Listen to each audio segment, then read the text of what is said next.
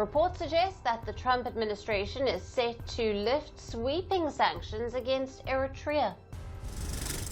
የኤርትራ መንግስት የጣለበትን ማዕቀብ ለማንሳት እዚህ ደረጃ ድረስ የደረሰው የትራምፕ አስተዳደር ምንድነው ተብሎ በሚቀመጥበት ጊዜ 4-5 ሲናሪዮዎች አሉ። ነገር ግን ከሻቢያ ይልቅ ሌላ ለዘብተኛ የሆነ የፖለቲካ ኃይል ኤርትራ ላይ ስልጣን ላይ ቢወጣ ኖሮ አሁን አሜሪካ ይዛ የመጣችው ፎርቹን መልካም እድል ለኤርትራ ትልቅ እንደ ብስራት ይቆጠር ነበረ። ዶክተር ደብረጽዮን መልሰው የትግራይ ፕሬዝዳንት እንደሆኑ አውጀዋል።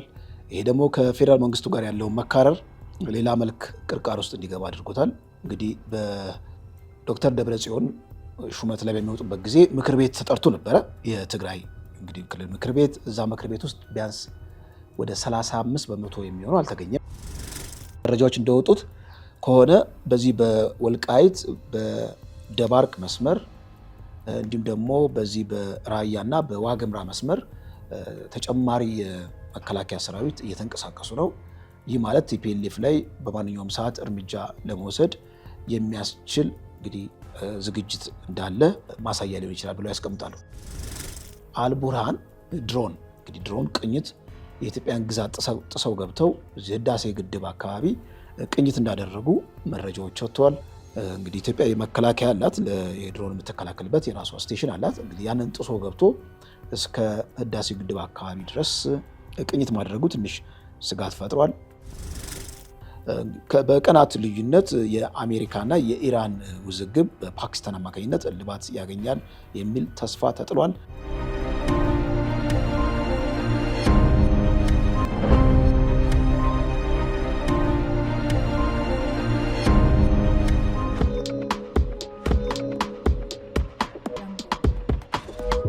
ሰላም ጤና ይስጥልኝ ውድ ተመልካቾቻችን፣ ልዩ የትንታኔ ዝግጅታችንን ጀምረናል። እንደተለመደው ቻናላችንን ላይክ እና ሰብስክራይብ እያደረጋችሁ እስከ ፕሮግራማችን መቋጫ ድረስ አብራችሁ እንድትቆዩ ከወዲሁ ጠይቃችኋለሁ።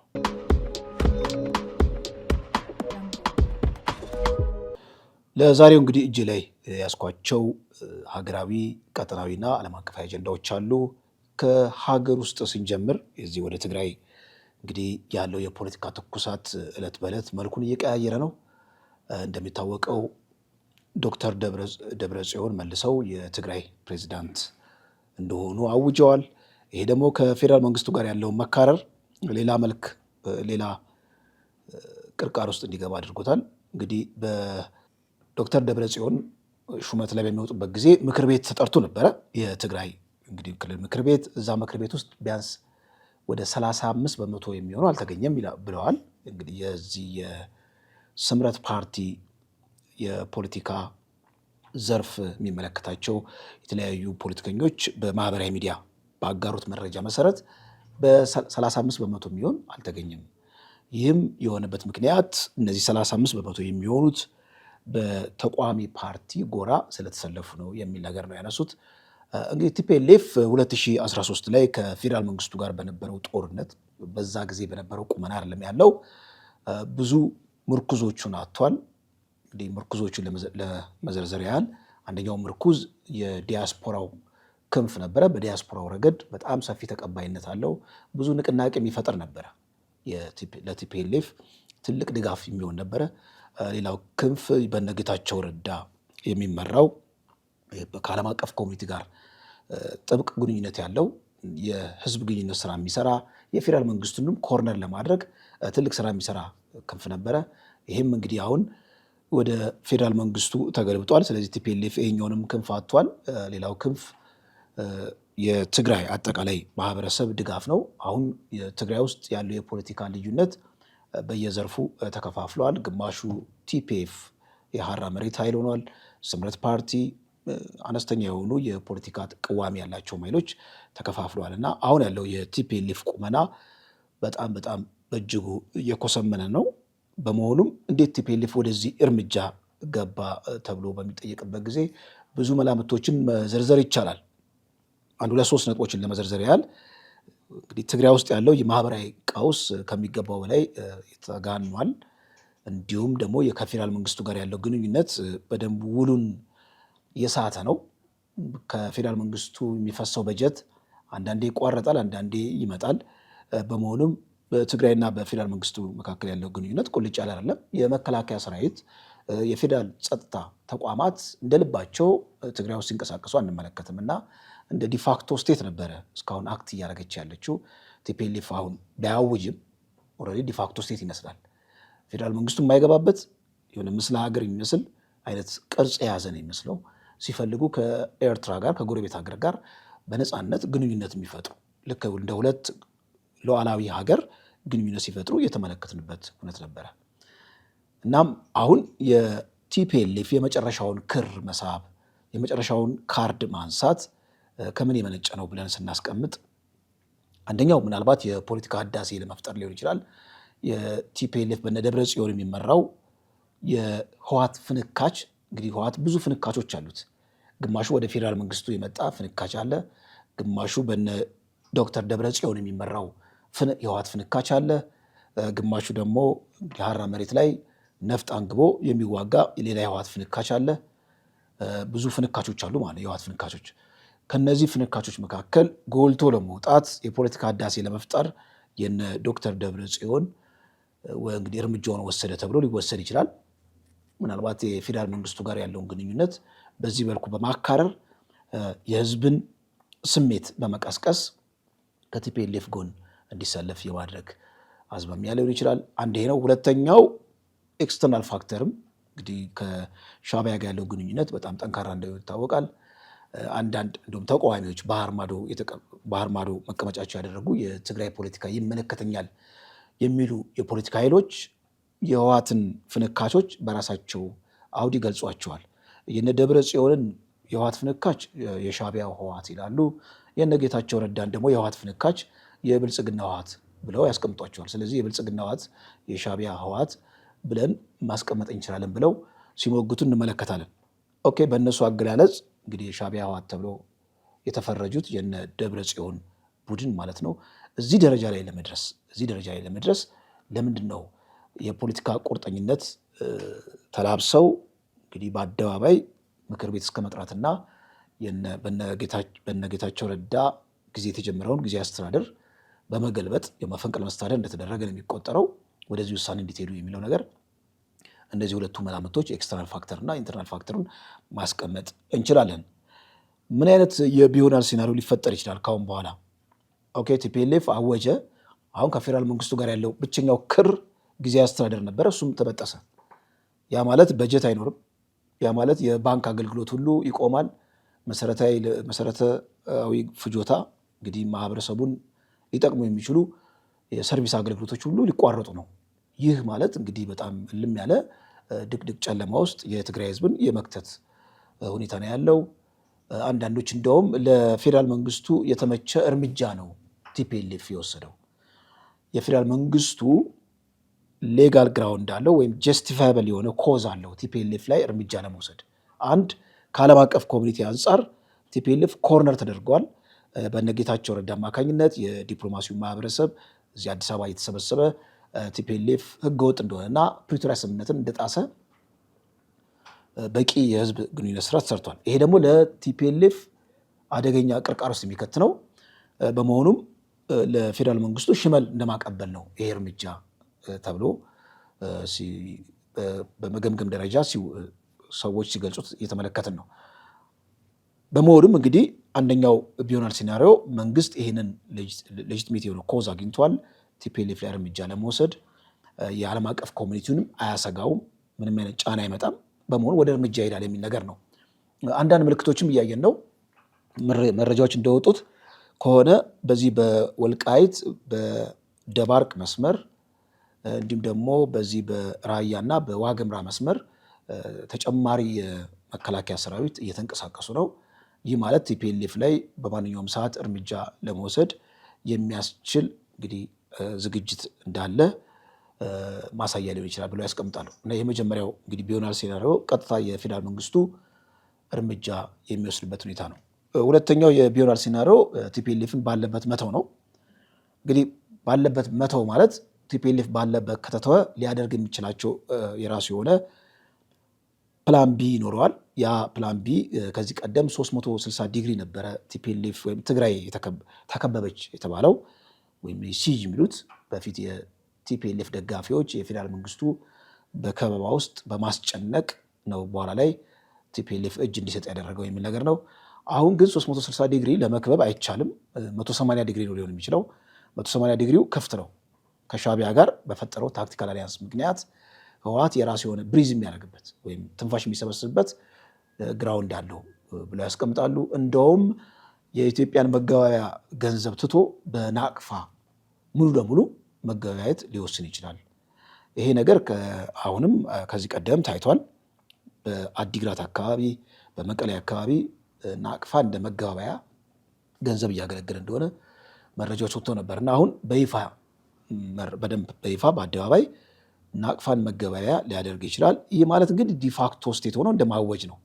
የምስለ ሀገር ቁመናን ማሳየት ማለት ነው። በዓለም አቀፍ ደረጃ ምንም አይነት እንኳን እውቅና ሳያገኝ በሶማሊላንድ እንዲሁም ሉዓላዊ ሆነው የዓለም አቀፍ ማህበረሰቡ እውቅና ያላገኙ ሀገሮች እንደማለት ነው። ልክ በዛ ደረጃ ዲፋክቶ ስቴት እንደሆነ ያውጃል የሚል ነገር ነው። ይሄ ሁለተኛው ቢሆናል ሴናሪዮ ነው። ሶስተኛው ቢሆናል ሴናሪዮ እንግዲህ መግቢያ ላይ እንዳስቀመጥኩት 35% የሚሆነው የምክር ቤት አባል በደብረ ጽዮን ሹመት ላይ አልተገኘም። ይህ የሚያሳየው ኢነፍ የሆነ ሪዘንትመንት እንዳለ ነው። ቲፒኤልኤፍ አንድ ወጥ የሆነ የፖለቲካ ቁመና እንደሌለው ነው ይህ የሚያሳየው። ስለዚህ ሊሆን የሚችለው ምንድን ነው?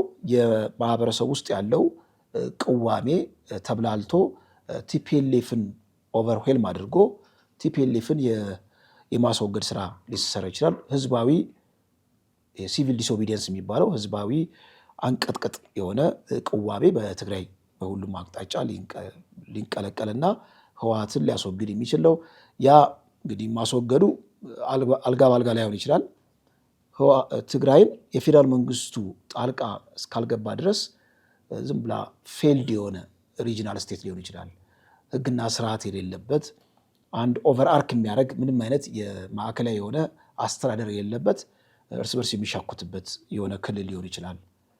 ከዛ በኋላ እንግዲህ የፌዴራል መንግስቱ ጣልቃ የሚገባ ከሆነ የተወሰነ እፎይታ የሚገኝበት ሁኔታ ሊፈጠር ይችላል የሚለው ሌላው ቢሆናል ሴናሪዮ ነው። እነዚህ ሁሉ እውነቶች እንግዲህ ትግራይ ውስጥ አፕል ሊያደርጉ ይችላሉ። እነ አቶ ጌታቸው ረዳ በማህበራዊ ሚዲያ በግልጽ ወጥተው የፌዴራል መንግስቱ እርምጃ ሊወስድ ይገባል ብለዋል። ይህ ማለት ምንድን ነው? የመከላከያ ሰራዊት ቶሎ ጣልቃ መግባት አለበት የሚል ነገር ነው።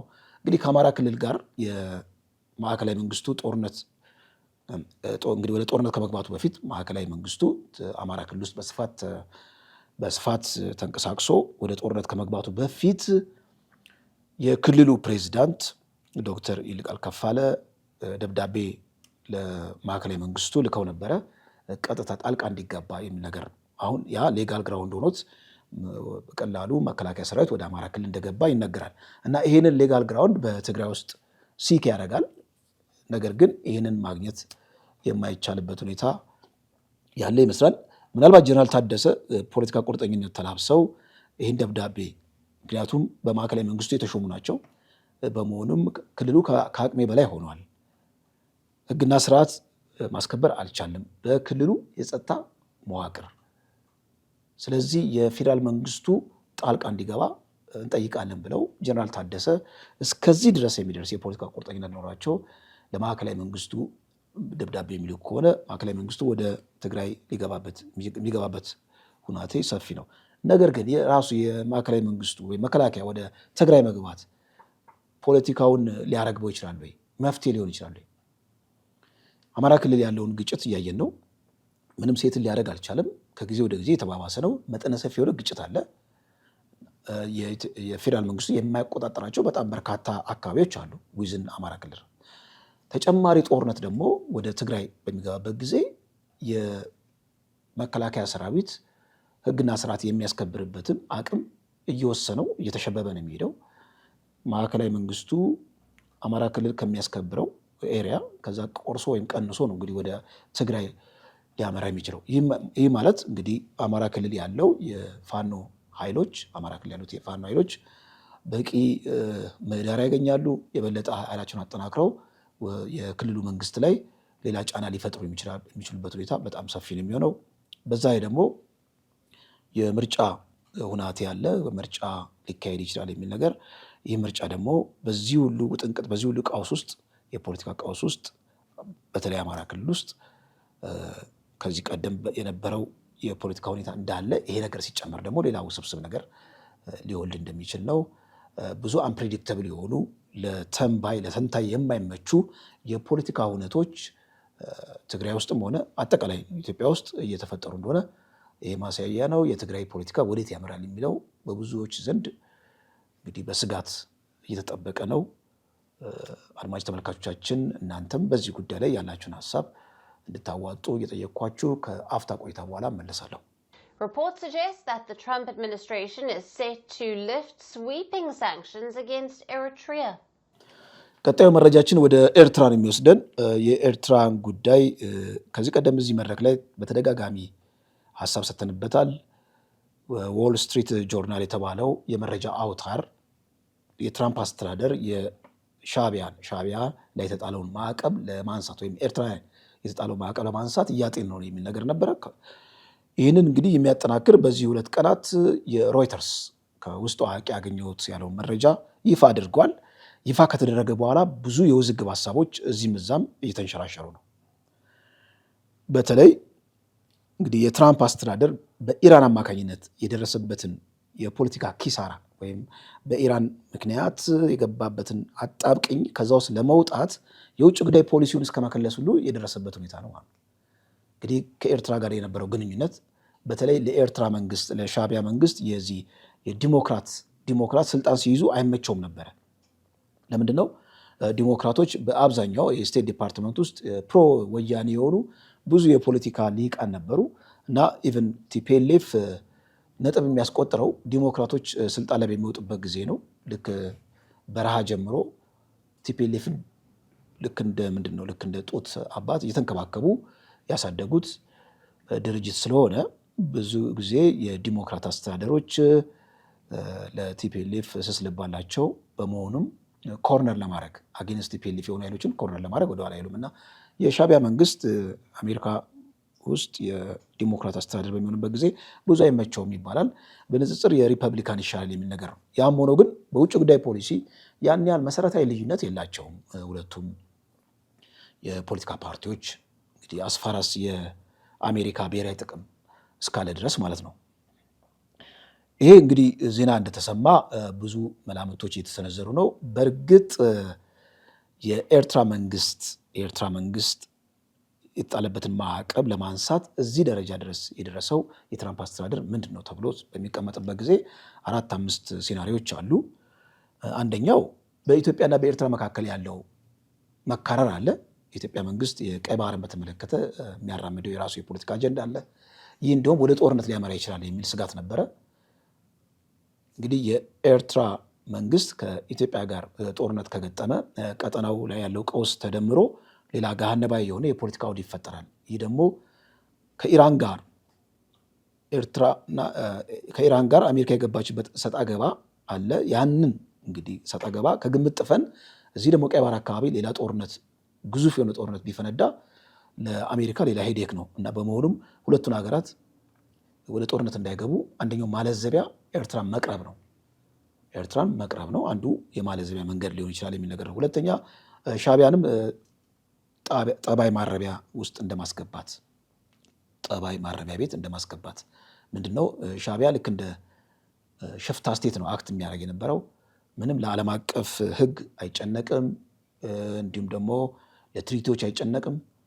በዋነኛነት ሻዕቢያ የተለያዩ አማጺዎችን በማሰልጠን እዚህ ቀጠናው አካባቢ ያለውን የፖለቲካ ቀውስ በማባባስ ነው የሚታወቀው። ሶማሊያ ውስጥ ያሉትን አማጺዎች ያሰለጥናል፣ ሱዳን ውስጥ ያሉትን አማጺዎች፣ እንዲሁም ደግሞ ኢትዮጵያ ውስጥ ያለውን የፖለቲካን መስቀልቅልም በተለይ አሁን ከቲፒኤልኤፍ ጋር የፈጠረው አሊያንስ አለ እና ልክ እንደ ፕሮፐር ስቴት ከሽፍታ ስቴት ወደ ፕሮፐር ስቴት እንዲሸጋገር አጠቃላይ እዚህ ለዓለም አቀፍ ሕጎች እንዲሁም ደግሞ ለዚህ ቀጠና ለሆኑ ድርጅቶች ተጠሪ እንዲሆንና ታዛዥ እንዲሆን የአሜሪካ ተጽዕኖ በተወሰነ ደረጃ ሊጠቅም ይችላል የሚል ነገር ነው።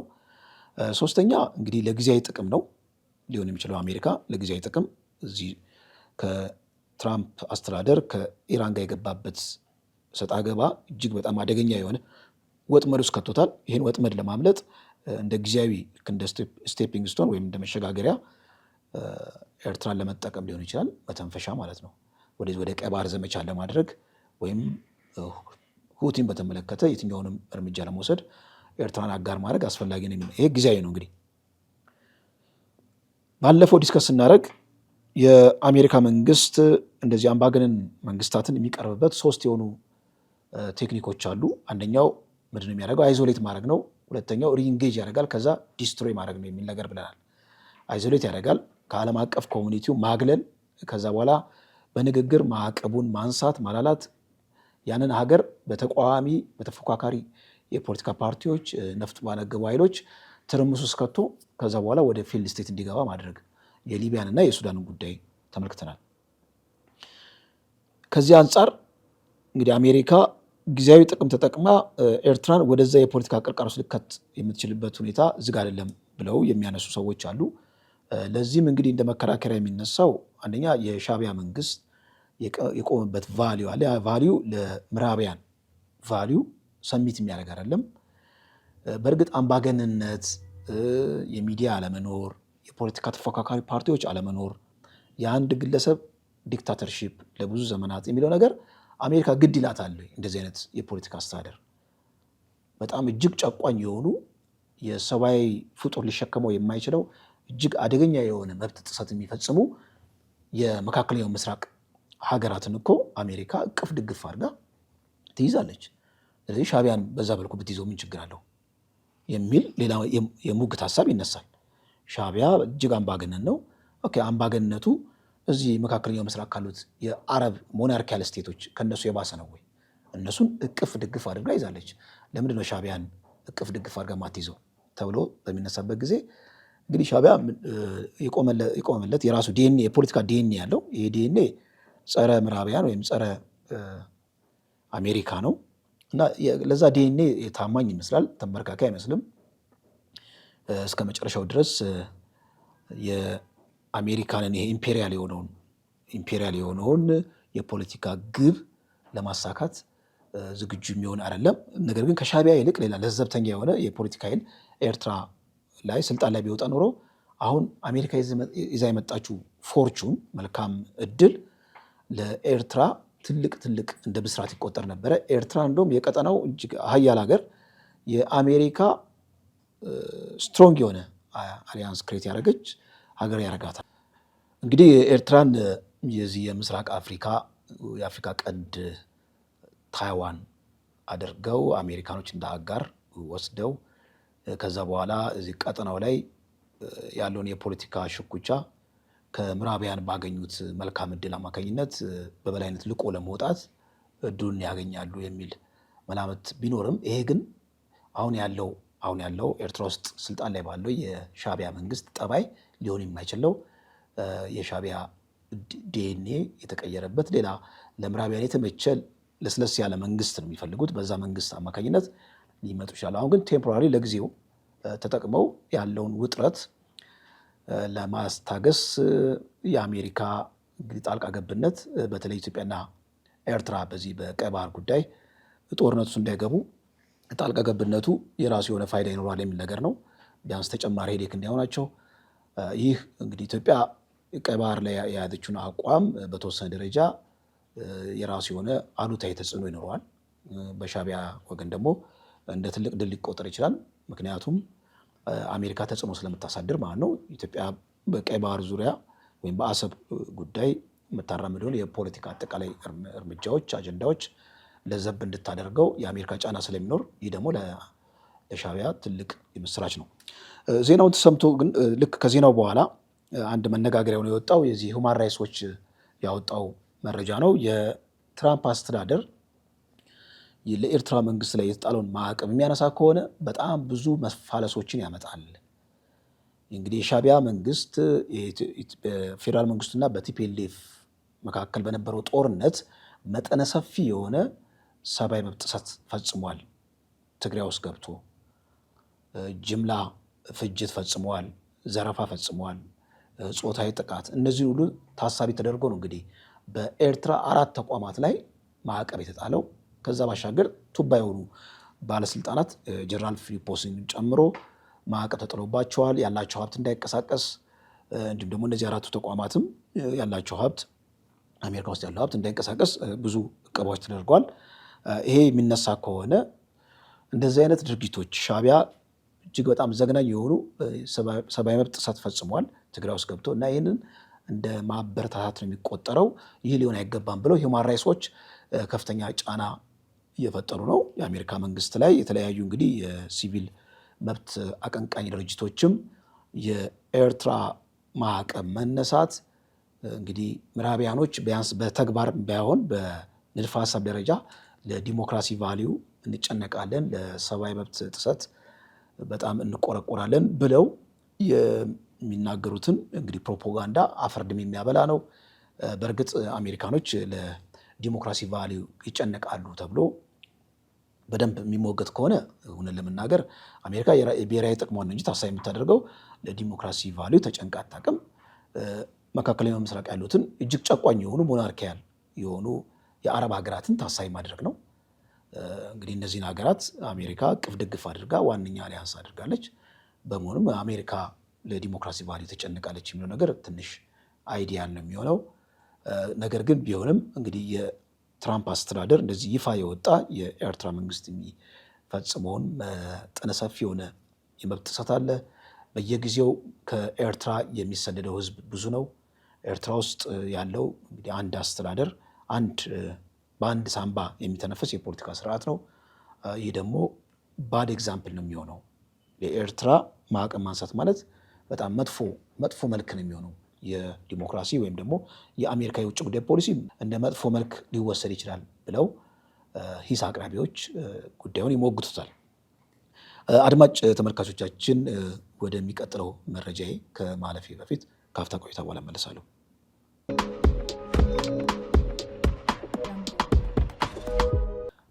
ቀጣይ የያዝኳቸው አጠር ያሉ መረጃዎች፣ አንደኛው ሌላው የጎረቤት ሀገር ከዚህ ወደ ሱዳን የሚወስደን ነው። ከሱዳን ጋር ኢትዮጵያ መካረር ጀምራለች። ሱዳን አምባሳደሯን እስከ መጥራቱ ላይ የደረሰችበት ሁኔታ ሰምተናል። አሁን የተሰማው መረጃ ምንድን ነው? የአልቡርሃን ድሮን ቅኝት የኢትዮጵያን ግዛት ጥሰው ገብተው እዚህ ህዳሴ ግድብ አካባቢ ቅኝት እንዳደረጉ መረጃዎች ወጥተዋል።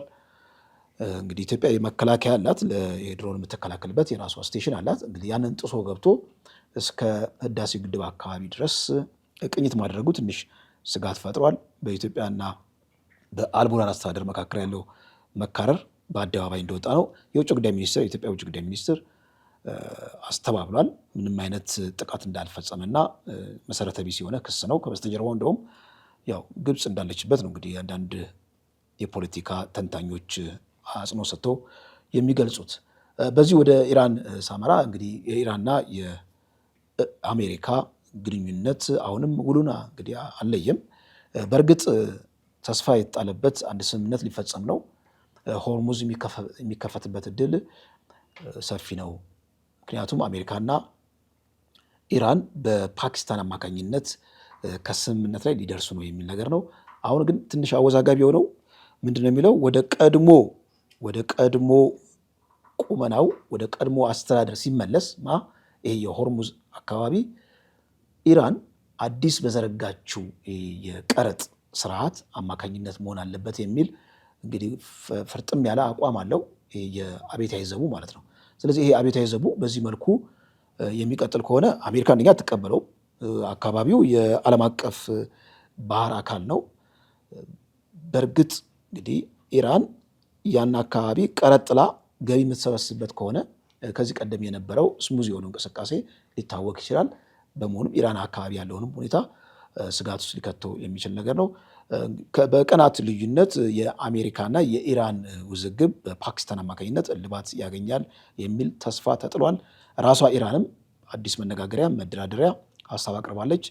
እንግዲህ አሜሪካን ፈቃደኛ ሆናለች። ነገር ግን አሁንም አሜሪካ የሙጥኝ ያለችው ወደ ኢራን የሚገቡትን ወደቦች የጣለችውን ገደብ እስካሁን አላነሳችም። ይሄ ደግሞ ኢራንን በኢኮኖሚ ያሽመደመዳት ነው። የራሱ የሆነ ተጽዕኖ አለባት። ስቲል አሁንም ሪዚሊየንት ወይም ሬዚስታንሷ ከፍተኛ ቢሆንም ዓለምን ብቻዋን እስከ መገዳደር የሚደርስ አቅም እንዳላት ነው እንግዲህ ያሳየችው። እስካሁን ያለው የፖለቲካ ቀውስ፣ የኢኮኖሚ ቀውስ ሁሉም ሀገራት ፊል እያደረጉት ነው እና አሜሪካ ተገዳ ወደ ጠረጴዛ ዙሪያ ውይይት አሁንም ልትገባ እንደምትችል፣ አብዮታዊ ዘቡ ደግሞ ያለውን ካርድ እጅ ላይ ያለውን ካርድ ለመጠቀም ወደኋላ እንደማይል፣ በዚህም አማካኝነት እንግዲህ በቂ የመደራደሪያ ሀሳብ እላፊ የሆነ ጥቅም አግኝቶ ከድርድሩ እንደሚወጣ፣ የኒውክሌር ስምምነቱ እንደሚራዘም፣ በአንጻሩ ደግሞ ኢራን አንጻራዊ የሆነ አድቫንቴጅ የምታገኝበት በዚህ በሆርሙዝ መስመር ላይ የተጣለውን ግብር ጥላ ብዙ ገንዘቦችን ወይም ብዙ ሀብት ማጋበስ የሚችልበትን እድል ልታገኝ ትችላለች የሚል ነገር ነው። የዛሬውን ዝግጅት በዚሁ ቋጭተናል። አድማጭ ተመልካቾቻችን በሚቀጥለው ዝግጅት እስከምንገናኝ ድረስ ቸር ቆዩን።